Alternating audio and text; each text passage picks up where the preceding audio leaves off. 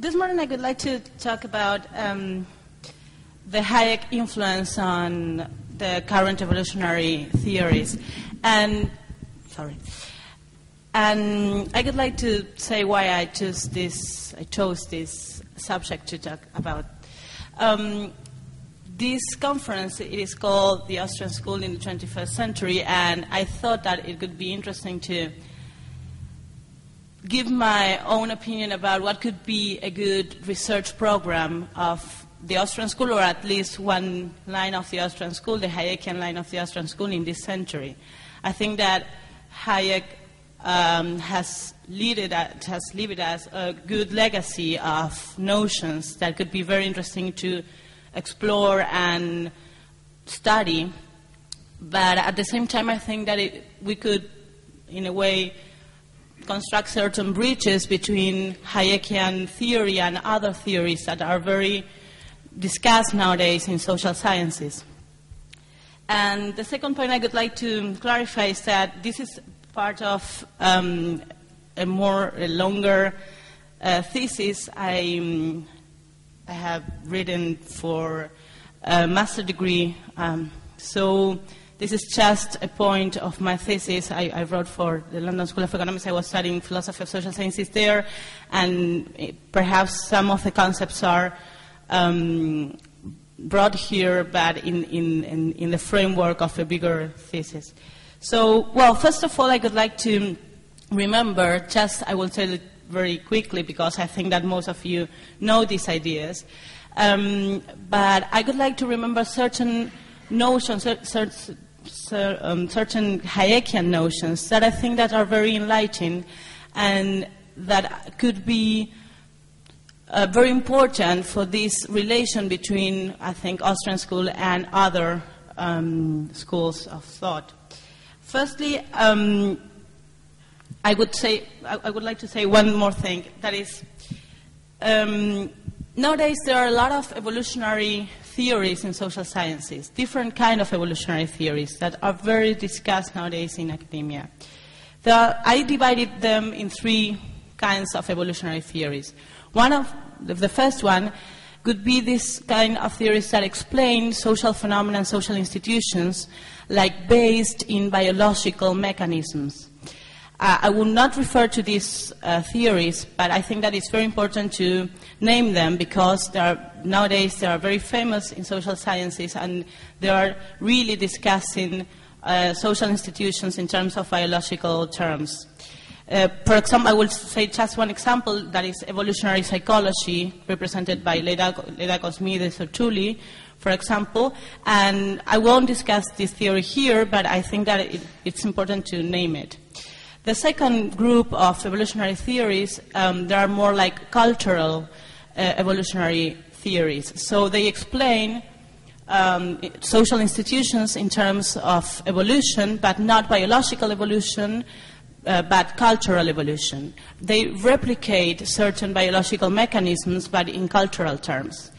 They are, for example, one of the theories I will talk about, that is evolutionary game theory.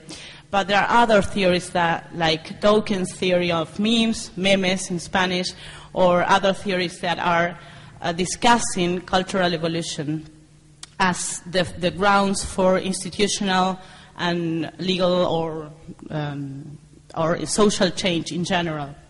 And the third groups of evolutionary theories I could identify nowadays, there are this kind of co-evolutionary theories that are discussing the feedback between biological and cultural or social evolution, and they explain institutions in terms of this relation or correlation between certain biological mechanisms and cultural mechanisms. Some of them are more like culturalists and some are more like biologists, but the point is that they are thinking this evolution like a simultaneous thing. And for example, nowadays there are two authors like Boyd and Richardson that are discussing this kind of co-evolution. Well, first, the first thing I would like to do is just to remember certain Hayekian notions that I think that are very important to discuss these points. Is first of all, what is his position about knowledge?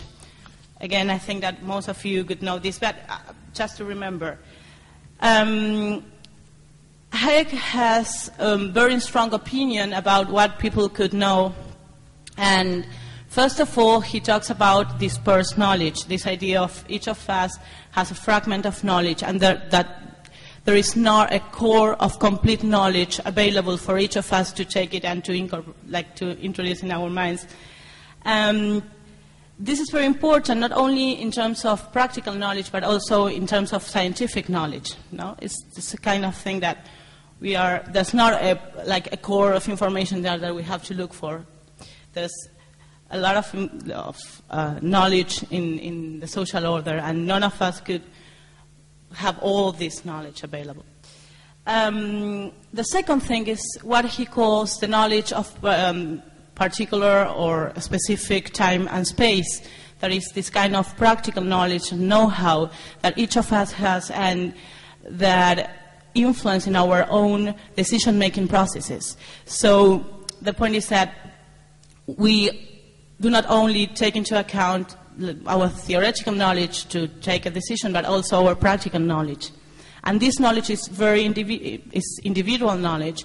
And the third point that he named is that this kind of practical knowledge is not easy to transmit it to other persons. So we don't only have a fragment of knowledge, but also part of this knowledge is not transmissible, is not shareable with other people. So with these three conditions, we have like a conclusion that is that our cognitive capacities are very limited. We know that we cannot know all the knowledge available in the social order, and our own reason is limited to understand all the outcome of all our interactions that are social orders. Okay. The other point I would like to remember is a very well-known concept of Hayek concept, that is spontaneous orders. I would like just to remember two things about the spontaneous orders. The first one, as you know, that are orders that are the outcome of our interactions, but not the outcome of our own decision or our voluntary decision. But one thing that Hayek give to us is that he does not only talk about spontaneous orders, but also he gives us a concept of order that for me is very interesting. This is in Law, Legislation and Liberty, I think, chapter 1 or 2. I think that is chapter 2. He says, I want to say it in his own words, that an order is a state of affairs in which a multiplicity of elements of various kinds are so related to each other that we may learn from our acquaintance with some spatial or temporal parts of the whole to form correct expectations concerning the rest, or at least expectations which have a good chance of proving correct. So what is his concept of order is that taking into account our limited cognitive capacities, despite this fact, we can create or we can produce certain expectations about the whole order, and we can act in that order, despite our limitations. And this is very interesting to understand what could be a good relation between Hayek and other new theories, evolutionary theories.